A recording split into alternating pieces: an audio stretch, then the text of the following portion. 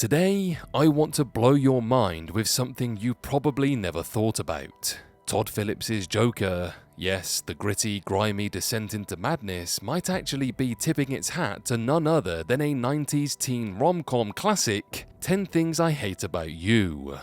Sounds crazy, maybe, but stick with me because when you really look at two key scenes, the Joker's unsettling dance down the stairs and Heath Ledger's sly escape in 10 Things, the parallels are so uncanny you'd think they were shot by the same director. So let's unpack this little cinematic secret. Ready? Let's go. So, picture this. In Joker, we get this iconic moment where Arthur Fleck, played by Joaquin Phoenix, takes the elevator down to that dingy stairwell, breaking into a wild, loose dance after fully embracing his Joker persona. It's raw, unsettling, and honestly, kind of mesmerizing. Now, rewind to 1999's 10 Things I Hate About You. Heath Ledger's character Patrick Verona is escaping the school security guards. He presses a button, slides down a pole, and then launches into this quirky, almost cheeky little dance while sneaking away. It's playful, confident, and totally charming. At first glance, these scenes couldn't be more different. One's a dark comic book anti-hero losing it, and the other's a teenage heartthrob making a break for it. But the devil, as always, is in the detail. Let's spot the similarities.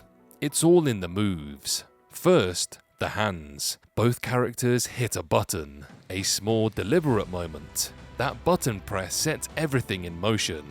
Next, the descent. Patrick slides down a shiny metal pole with ease, a sly grin on his face. Arthur's elevator ride down is slow, calculated, but when he finally steps out, he lets loose. Then comes the dance. Both men aren't just running, they're moving with rhythm, with a kind of cheeky defiance. Each step is a little performance, a "you cannot catch me" moment, and of course, both are chased by authority figures, school security versus cops.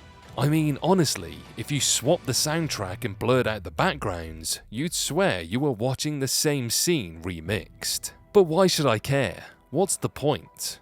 Okay, I hear you. Why does this matter? Isn't Joker's descent into madness supposed to be some ultra-deep psychological moment? Sure, but here's the kicker. Maybe it's not just that. Maybe Todd Phillips was having a bit of fun, nodding to a completely different genre to add a layer of irony or subtle humor. It's almost like saying, yeah, madness can be a dance, and sometimes that dance is a little silly. Because isn't that the thing about madness? It can be terrifying, sure, but sometimes it's just a wild, spontaneous break from reality. Like when you suddenly dance down the stairs because, well, you can. Todd Phillips isn't exactly known for subtlety, but he's got a knack for weaving humor and homage into his films. Think about The Hangover.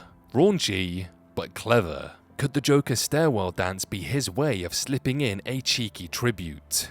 Filmmakers often sprinkle Easter eggs to reward sharp-eyed viewers, a little wink from one movie to another. And hey, if you think about it, 10 Things was kind of Heath Ledger's first breakout. It's not too far-fetched to think Todd Phillips might have admired that moment and decided to remix it into something darker but still playful. And let's not forget, dancing in movies is a powerful tool. It's freedom, rebellion, and sometimes chaos wrapped in rhythm. For Patrick, the dance says, I'm outsmarting you, I'm in control, and I'm having fun. For Arthur, it's a surrender to chaos, a moment where he owns his new identity. Both dances break social norms, sneaking past guards, cops, authority, and use movement to express emotions words cannot capture. And the music? Oh man, the music ties it all together. The Joker track is eerie but jazzy, Patrick's is upbeat and cheeky, different moods, same energy. But what about the feelings, the vibes, you may ask? Have you ever caught yourself dancing when you're feeling something intense? Maybe happiness, maybe defiance, maybe just pure rebellion. Both scenes tap into that human impulse to express big emotions with movement. Patrick's dance makes you smile and feel a little mischievous. Joker's dance makes you uneasy but hypnotized. It's fascinating how the same kind of scene Dancing while running away can evoke totally different emotions based on context, music, and acting.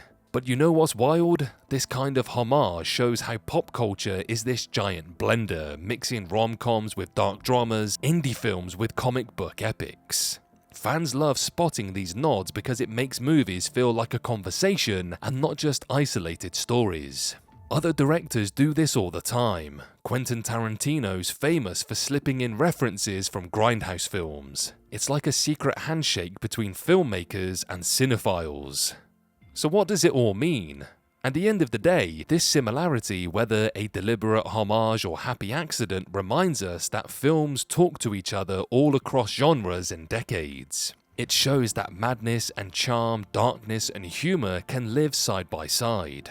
Todd Phillips' Joker scene isn't just a deep descent into madness, it's also a dance, a wink, a tribute. It's a reminder that even in chaos, there's a little playfulness. And honestly, that's pretty brilliant.